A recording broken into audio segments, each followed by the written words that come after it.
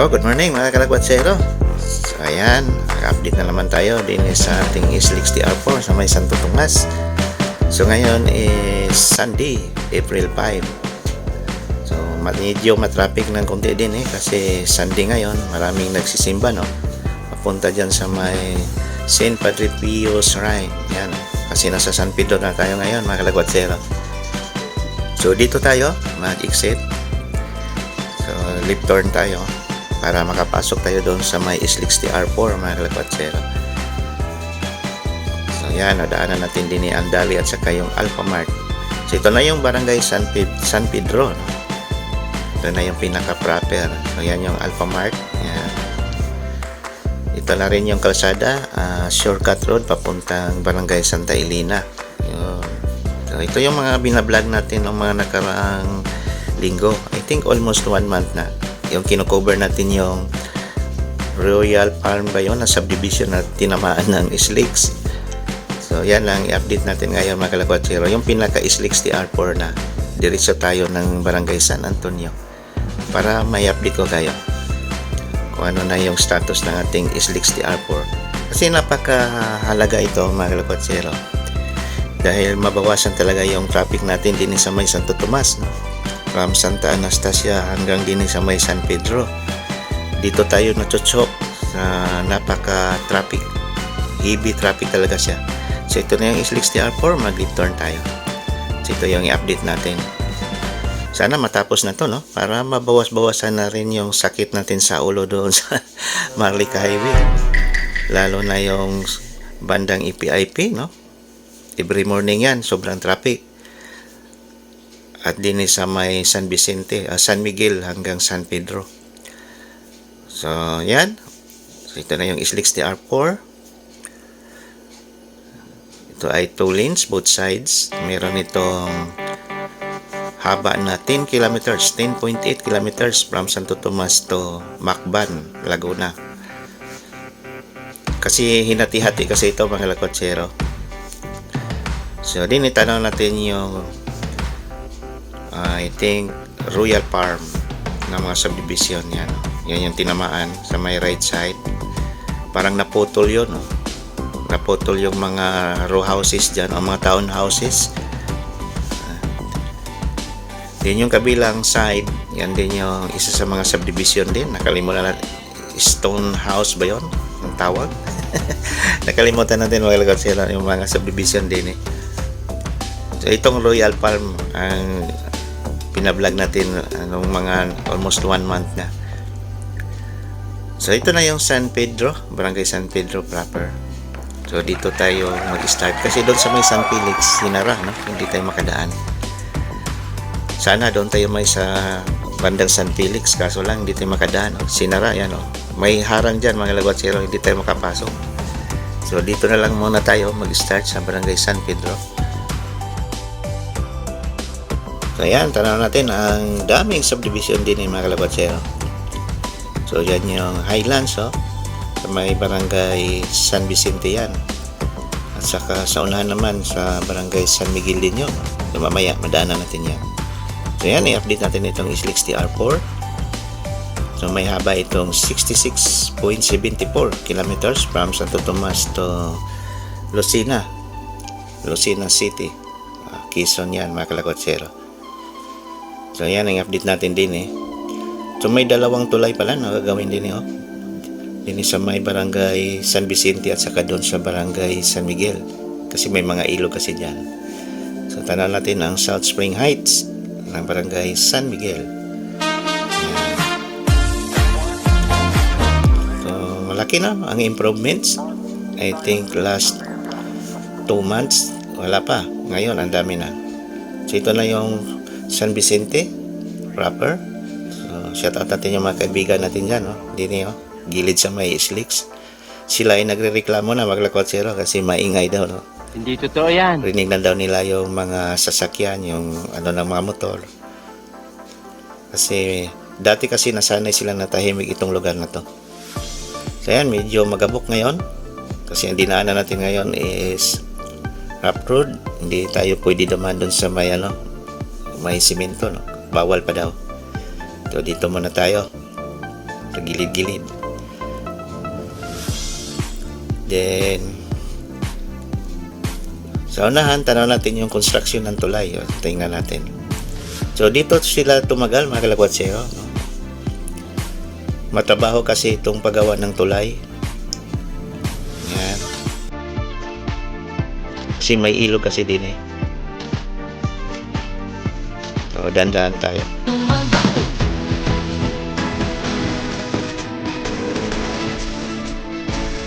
Para ito.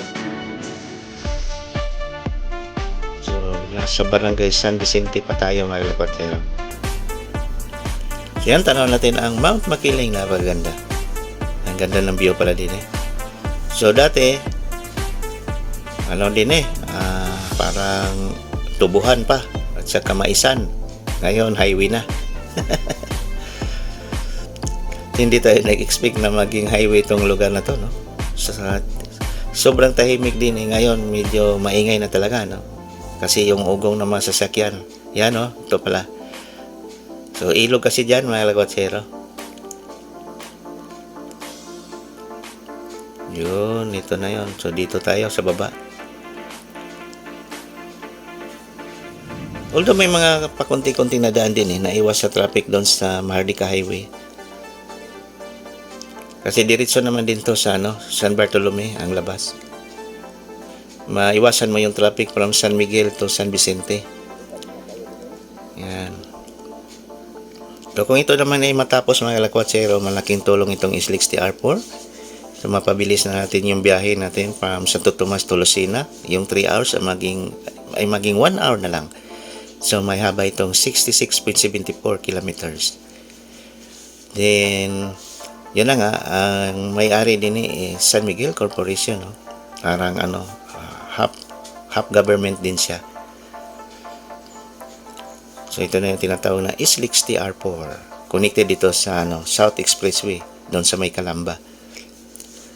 Yun, diyan tayo dumaan, no? Pagpapunta tayo ng San Vicente. So marami tayong mga kaibigan din nakakatira diyan sa may nakakakilala natin. So may mga na kasi sila, mga reklamo, baka daw maingay na. So sigurado yan, maingay na talaga itong lugar na to, mga kalakwatsero. Yung mga subdivision din na dikit sa South Expressway, nako, maingay na talaga yan, no? Kung kayo ay hindi sanay, nako, masanay na kayo sa ingay. Kasi yung ugong ng sasakyan, nako, walang katapusan yan. Kasi ito ay expressway. 24 hours ang mga sasakyan na daan din eh. Tapos magabok na rin, no? Mga bahay natin pag malapit tayo. Bahala ka sa buhay mo. Ginusto mo yan eh. Nagpasarap eh. So I think ilog na naman din eh, oh. Ang daming ilog. Ito na naman yung boundary ng San Vicente at saka San Miguel, mga kalakwatsero, no? May ilog din. So dito talaga sila tumagal, no? Sa kanilang mga construction, yung mga ilog. So balita natin doon sa may San Pablo to Tiaong, tapos na nga daw, no? Tapos na. So ang ginagawa ngayon is San Pablo to Santo Tomas. Pero yung binablog natin sa may Alaminos, patapos na rin, no? So dito na lang talaga sa Santo Tomas, medyo natagalan sila sa daming tulay na ginagawa. Yan. So yan, andin na tayo sa barangay San Miguel. So San Miguel na naman tayo. Itong banda na to, medyo mahaba na rin yung concrete. So yan, South Spring, dikit na rin yan, mga kalakwatsero. Almost 50 meters na lang yung mga bahay. Pati yung kamilya din, dikit rin. So napakaswerte yung mga bahay na dikit sa South Expressway kasi medyo maingay na talaga.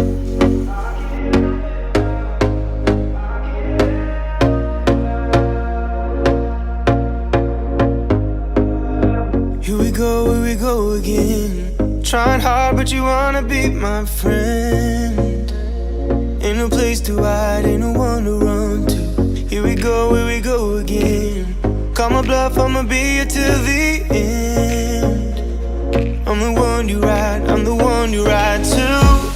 If you don't wanna change, ain't no place to hide, ain't no one to run to. If you don't wanna change,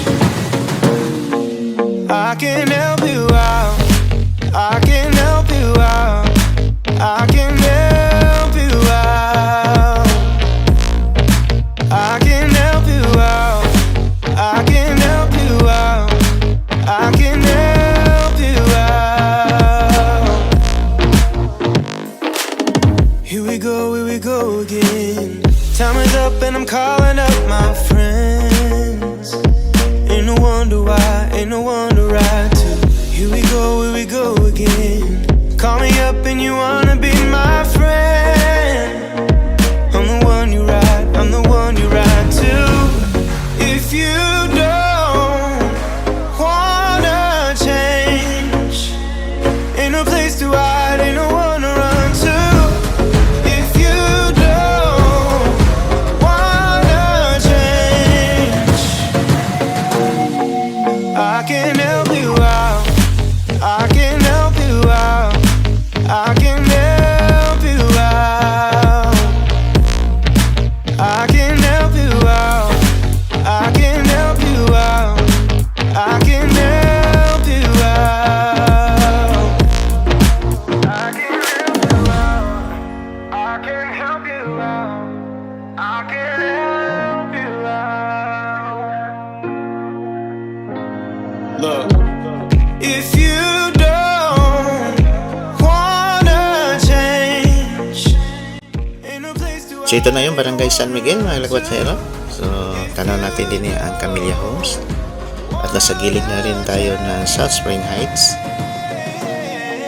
Then tanaw na rin natin yung kalsada niyo, no? Papasok sa mga subdivision like Mercedes, Mountain View, at sa Cabilla DPO. So tanaw natin din yung motor natin. So tayo yan.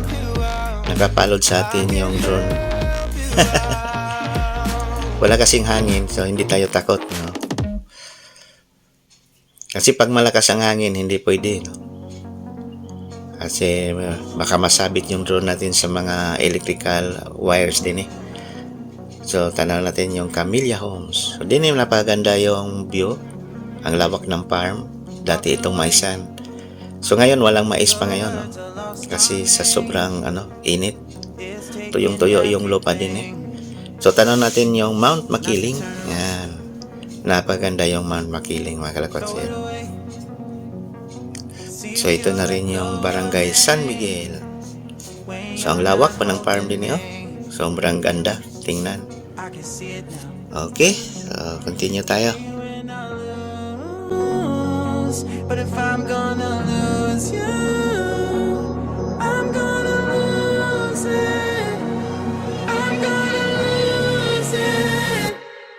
I'm like, oh shit, I've been doing this a long time, lost in my head, I don't care, I'm not gonna lose it, I'm not gonna lose this. I'm up all day, all night, we playing our last fight. Now in hindsight, I don't care, I'm not gonna lose it, I'm not gonna lose this. Yeah, kinda hate myself sometimes, everything was on the line, didn't wanna be the one who had to say it. No, I can't rewind the time, promise I'll put down my pride, don't look back because I mean it when I say it. But if I'm gonna lose you. So ito pag ay natapos na, napaganda yan, mga kalakwatsero. Mapabilis na yung biyahe natin para Santo Tomas to Lucena. Kaso lang hindi na pwede ang motor, no? Pag below 400cc, dapat 400cc up na yung makadaan din, eh. So sa ngayon, temporary pa tayo nakadaan. Pero pag ito ay natapos na, nako, bawal na ang mga maliliit na motor. Napakaganda ng kalsada. Yung 3 hours na biyahe from Lucena, from Santo Tomas to Lucena ay kayang-kaya na lang ng 1 oras. Yung ganito kaganda ang project na to, mga kalakwatsero.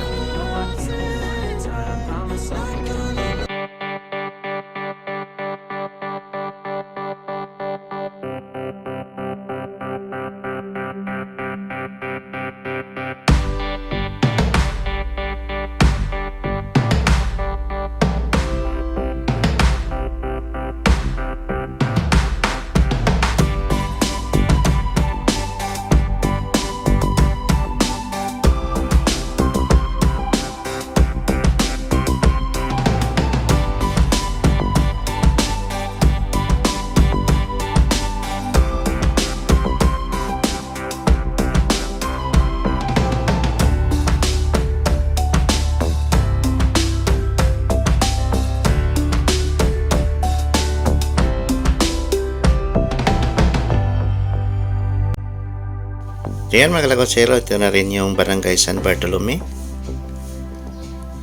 Yan. So ito na yung exit papuntang SM din. Pag kayo ay mag SM, dito kayo, mag-exit kayo sa may Barangay San Bartolome. Yan.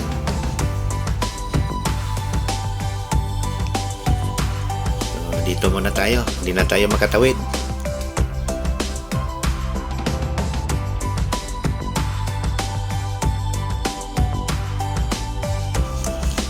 So ito na yung San Bartolome Barangay. Ayan. So may harang na mga kalakotsero, hindi na tayo makatawid. So try na naman natin i-aerial video. Then yan na nga, sa unahan nyo na rin yung Barangay San Antonio. Barangay San Antonio na tayo mga kalakotsero. Then pansin nyo, yan yung Limo Brisa. Mamaya i-focus natin. Yung Limo Brisa, yan ang tinamaan din. Nahati yung subdivision na yan. Yan. So tanaw natin din ang First Philippine Industrial Park at saka Light Industrial Park. So yan yung Limo Brisa. Yan mga kalakotsero. Yan ang pinaka-worst. Hati talaga yan, yung subdivision na yan. So Light Industrial Park, yung unahan. So gilid na rin ito ng Mount Makiling. Napakalapit na rin ng Mount Makiling. Then ito yung Barangay San Bartolome. So yan yun, mga kalakotsero, ang daming bahay. San Bartolome yan. So malapit na rin tayo sa basketball gym ng San Bartolome. Then yan na nga, yan yung parang detour, parang tunnel yan. Doon papasok yung mga sasakyan going to Barangay San Bartolome. So hanggang din lang tayo mga kalakotsero, kasi may mga bawal na, hindi na tayo makadaan. So tanaw natin din yung San Miguel. Yan, San Miguel din yung sanahan. So dyan tayo galing. Okay, so dito na lang muna tayo mga kalakotsero.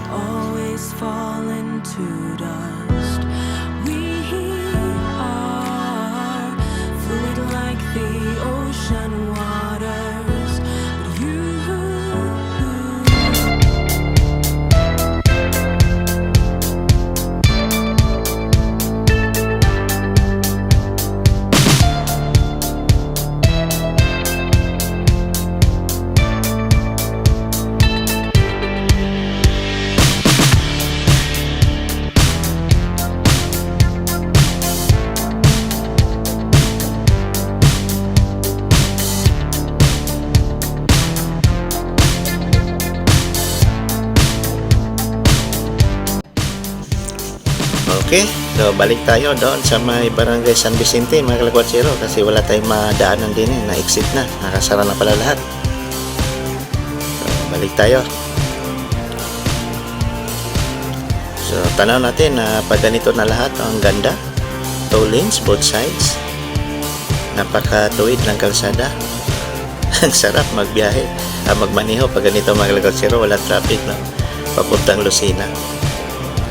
So imagine natin yung 3 hours maging 1 hour na lang. Yung 66.74 kilometers. Grabe, no? Ang sarap. Pero ingat pa rin tayo, no? Kasi sa mga expressway, nako, ang dami ring disgrasya. Marami kasi mga driver na walang pakialam din. So gilid na pala tayo ng Camilla Homes. So din itapos na yung tulay. Tulay kasi ito. May ilog kasi din So siguro mga next year to tapos na itong area din sa may Barangay San Miguel. Kasi ang laki ng improvement din sa may Barangay San Miguel. Yung San Felix to San Pedro, medyo marami pang mga putol-putol doon. Okay, continue tayo. Bawi na tayo mga kalakotsero.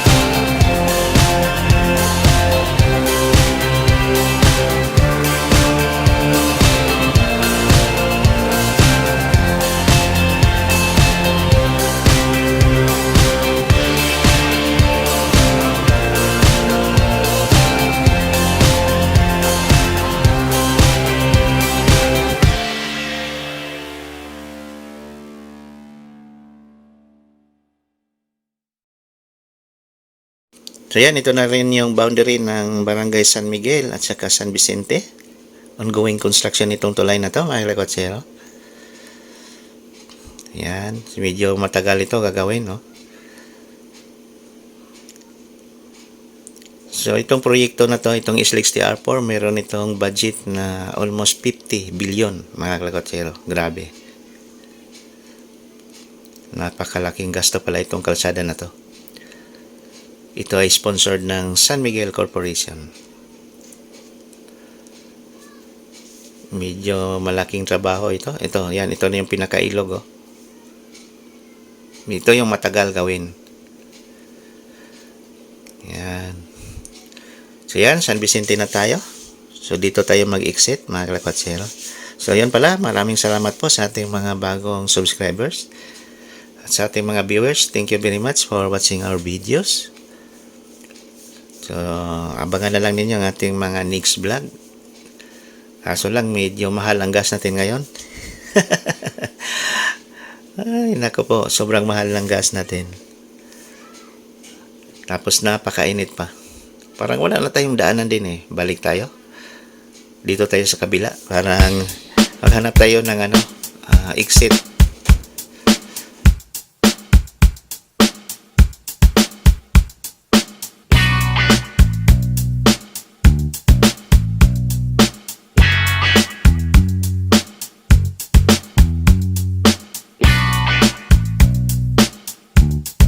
So ayan na, ito na pala ang labasan. Yun. So ang labas natin doon sa may San Vicente na tayo, mga kalakotsero. Hindi na tayo babalik doon sa may Barangay San Pedro, medyo malayo na. So mayroon pala din yun. Maliit lang to na kalsada. Siguro ito yung kalsada ng mga daanan lang to ng tricycle. Tricycle pala at saka kalabaw.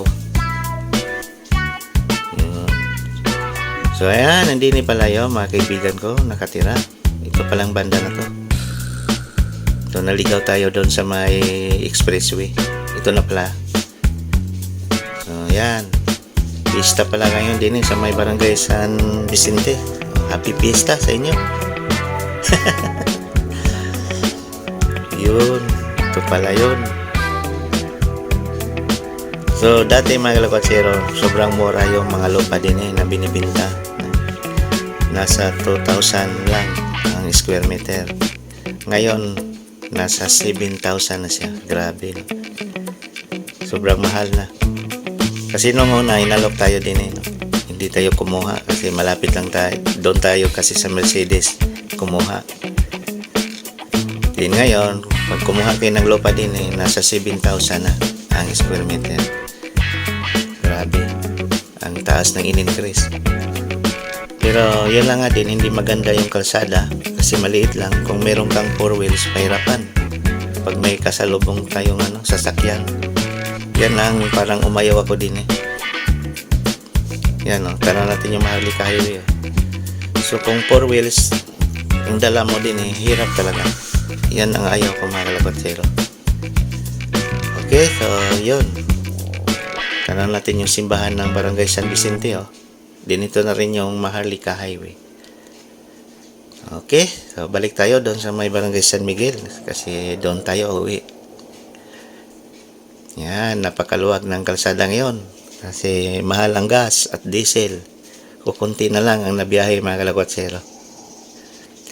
Okay, so maraming salamat po sa inyong pagpanood. Abangan na lang ninyo yung next videos. Then thank you very much sa ating mga subscribers, sa ating mga viewers. So dito na lang. God bless us all. Thank you. Bye bye.